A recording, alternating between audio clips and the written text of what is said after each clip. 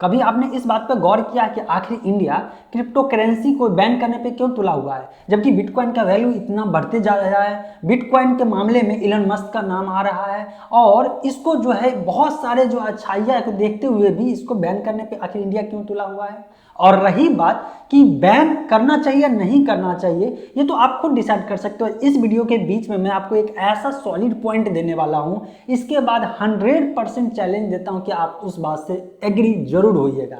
इसीलिए मैं चाहता हूं कि थोड़ा सा समय निकालिए और इस वीडियो को पूरा लास्ट तक देखिएगा।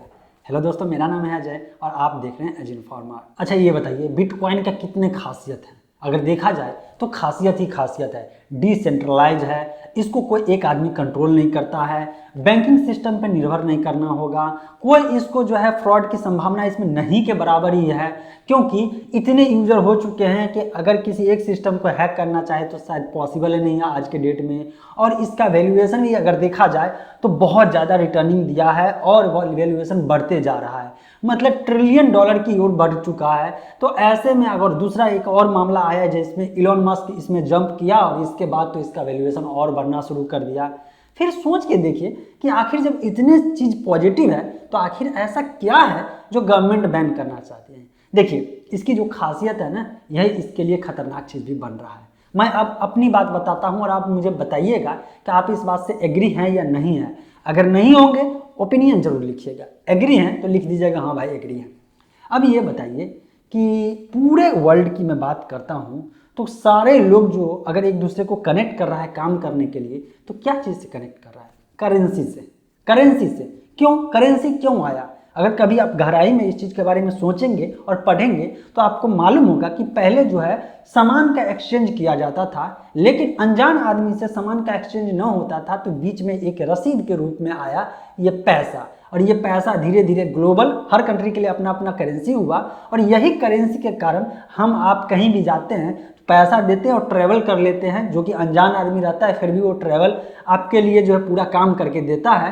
क्यों? क्योंकि उसको पैसा चाहिए, फिर उसी पैसा को लेकर के वो अपनी ज़रूरत की चीज़ को खरीदेगा, जिससे जान पहचान न भी हो लेकिन एक कनेक्शन मतलब वहाँ पे बनाता है और लोग बहुत ही आसानी से अपने लाइफ स्टाइल को जी पाते हैं। ठीक, ये तो हो अच्छाई की बात। अब बात करते हैं ये जो क्राइम जितने भी होते हैं, मतलब कि आतंकवादी गतिविधि की मैं बात कर रहा हूँ, ये जो हो रहे हैं इसके पीछे भी जो है जो करने आता है, मतलब जो इस एक्टिविटी में इन्वॉल्व होता है उसको कोई ना कोई थर्ड पार्टी पैसा देता है कि भाई मैं पैसा दूंगा, ये काम करके दिखाओ, यहाँ पे वो ब्लास्ट कर दो, यहाँ पे वो ब्लास्ट कर दो।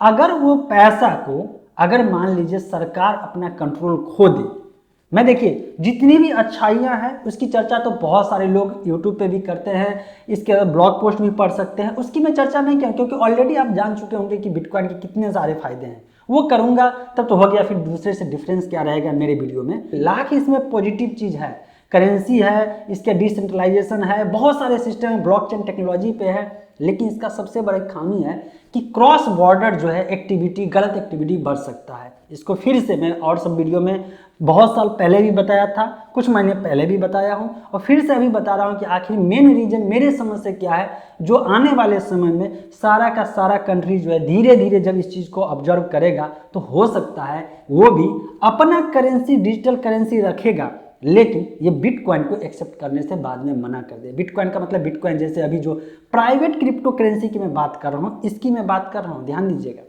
चलिए, अगर मान लीजिए कि दूसरे कंट्री में, फॉर एग्जांपल अपने यहाँ पाकिस्तान, हिंदुस्तान बहुत ज़्यादा होता है, तो पाकिस्तान में बैठा हुआ जो मेन हेड होगा, लीडर होगा, कोई ऐसा जो अपने यहाँ मतलब कोई ऐसा आदमी है जिसको क्रिप्टो करेंसी सेंड करे, अगर मान लीजिए सभी जगह एक्सेप्टेबल हो जाए और लीगल हो जाए तो वो वहाँ से सेंड करेगा। अभी बीच में कोई तो है ही नहीं चेक करने वाला, ठीक है। अब इसको मिला, क्रिप्टो करेंसी मिला और ये जो है वो अपने अंजाम को जो है तुरंत दे देगा, जो एक्टिविटी करना होगा वो एक्टिविटी कर देगा। अब जब बीच में कोई मीडिएटर नहीं है, कंट्रोलिंग नहीं है, तो ऐसे में इसको चेक भी कोई नहीं करेगा और जब तक एड्रेस मालूम नहीं रहेगा तब तक जो है कुछ होने वाला नहीं है। हाँ, एक चीज़ बीच में आप कह सकते हैं कि ये जो क्रिप्टो करेंसी एक्सचेंज करने वाला जो मीडिएटर है, ये तो पूरा का पूरा आधार कार्ड लेता है, पैन कार्ड लेता है। भाई साहब, ये इसलिए लेता है ताकि आप जो है बाय एंड सेल कर सके।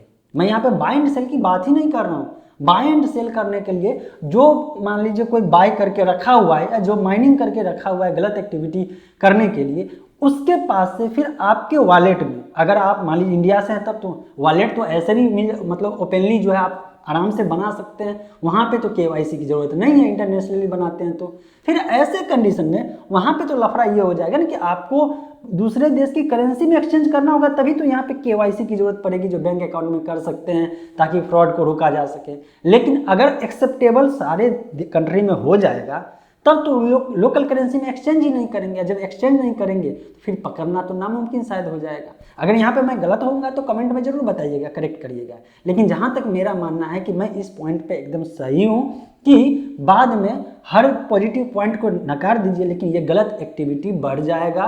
और अभी डर इसी बात का लगा रहता है ना कि अगर कहीं से गलत फंडिंग आता है तो वहाँ पे जांच बैठता है कि आखिर फंडिंग क्यों आया, कैसे आया। जब पैसा आज के डेट में मनी जो है एक पावर के रूप में काम कर रहा है, एक दूसरे से गौर करिएगा, एक रियलिटी प्रैक्टिकली चीज़ मैं बोल रहा हूँ और सोचिएगा कि यहाँ पे आसपास समाज में एक दूसरे को हेल्प काम करने के लिए जो कनेक्ट कर रहा, उसका बीच में जो एक तार है ना कनेक्ट करने के लिए, वो मनी ही है। जो कोई आदमी जिसको आप एक दूसरे को जानते भी नहीं है और आपके लिए काम करने के लिए तत्पर रहता है, आप भी उसके लिए काम करने के लिए तत्पर रहते हैं। अब यहाँ पे बात करते हैं कि क्रिप्टो करेंसी की बेनिफिट की। ये मैं सॉलिड रीजन दिया हूँ जिस कारण से जो दूसरे कंट्री हो चाहे अपना कंट्री हो सकता है कि इसी पॉइंट को सोचते हुए इसको लीगल ना माने, मतलब कि प्राइवेट क्रिप्टो करेंसी की मैं बात कर रहा हूँ, इसको लीगल ना माने। लेकिन एक बात जान लीजिए कि क्रिप्टो करेंसी की अगर बात करें, मतलब ब्लॉकचेन टेक्नोलॉजी पे जो क्रिप्टो करेंसी है, ये ब्लॉकचेन टेक्नोलॉजी जो है